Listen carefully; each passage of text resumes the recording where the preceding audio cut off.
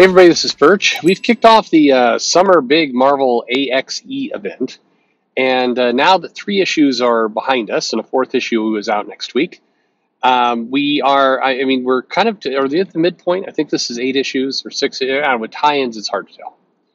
At any rate, I think it's safe to say that this event is not going to be one of the most fondly remembered ones. I think that we're comfortably into that zone. It's going to have to pull out a huge. I mean, I don't even know. The challenge, I think, there's so many problems here.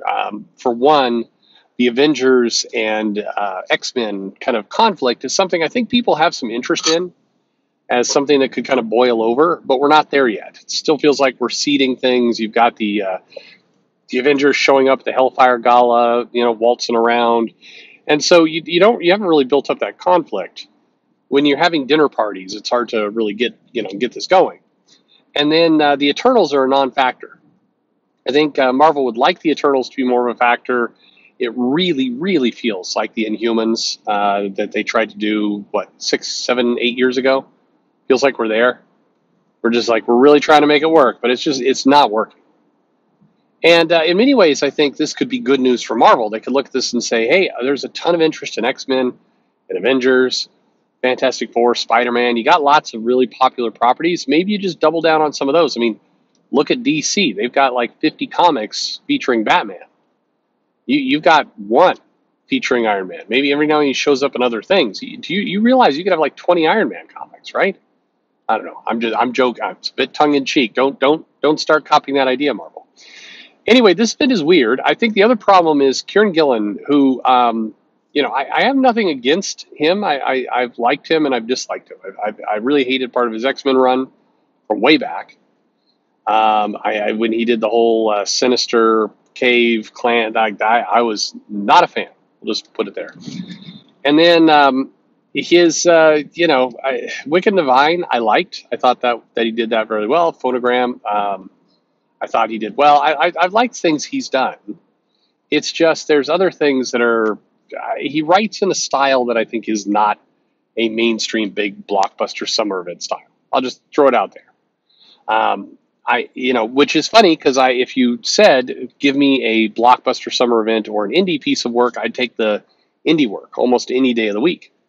So to get the indie guy to write the blockbuster, seems backwards. Anyway, here's a viewer mail also talking about Judgment Day. Let's see what this person says. It says, hey, Perch, woof this event.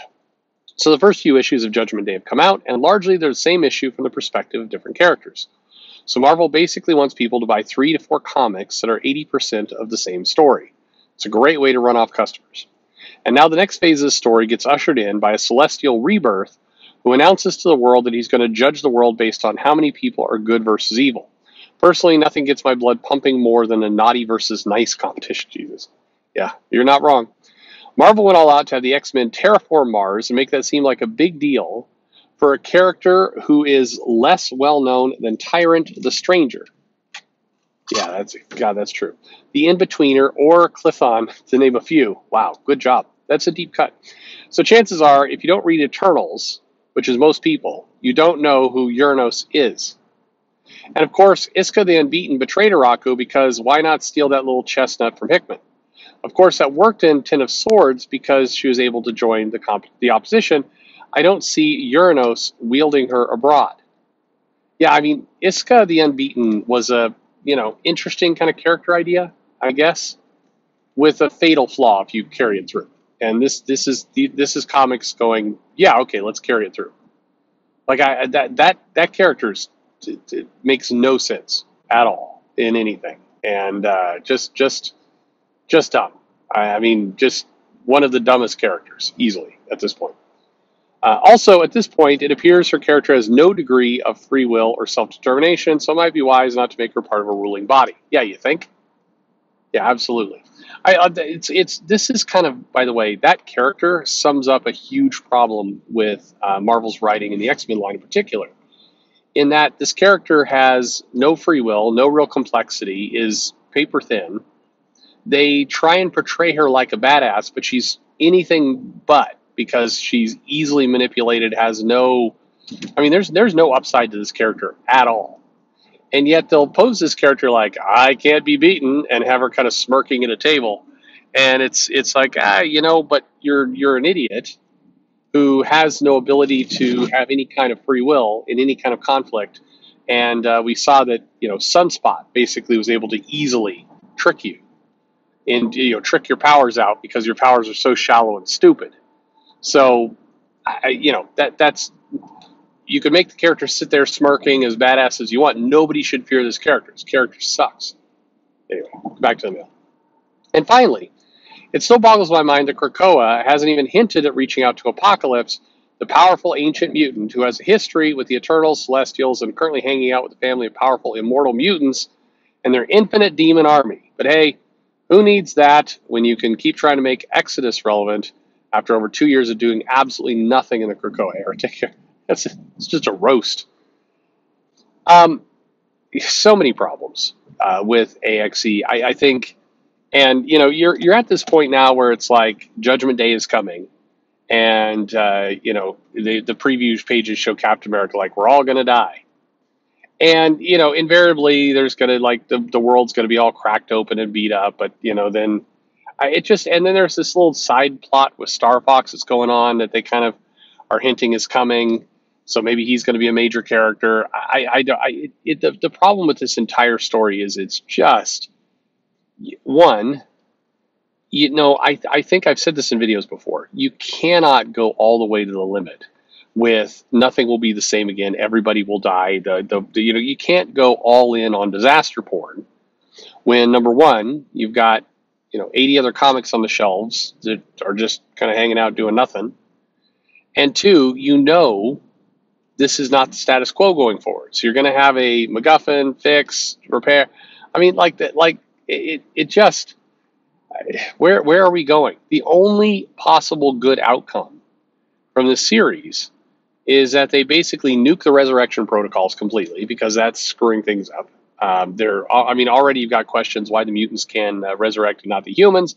And now that's created a whole other weird dynamic. Now, Marvel could steer into that by going, hey, the humans have a bigger reason to hate the mutants and because they're basically cheating death and kind of hanging on. They could cure things, but they won't.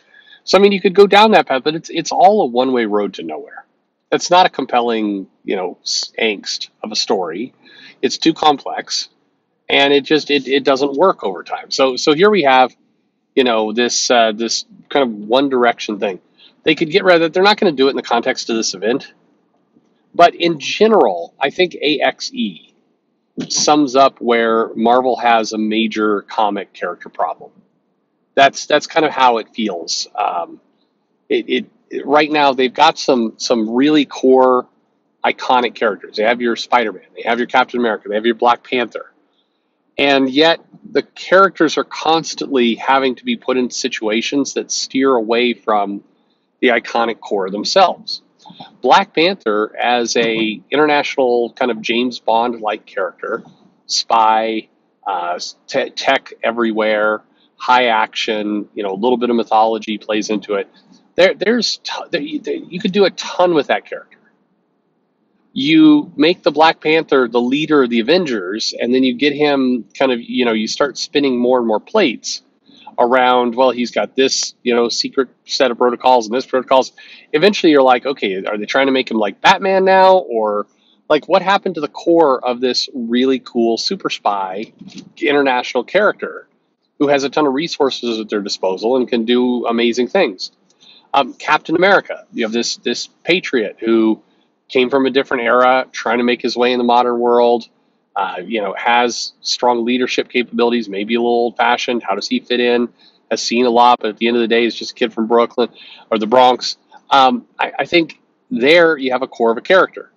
How do you screw that up? Well, you have Captain America constantly worrying about if America is good enough or not, and you have clones, and you start to just pollute these things to the point where the core of the characters get so convoluted that you find yourself in a summer event with a celestial trying to judge people in the midst of resurrection protocols and healing eggs and all. You can't tell a reasonable story there. It is actually the best way to put it is it's fan fiction gone horribly, horribly awry.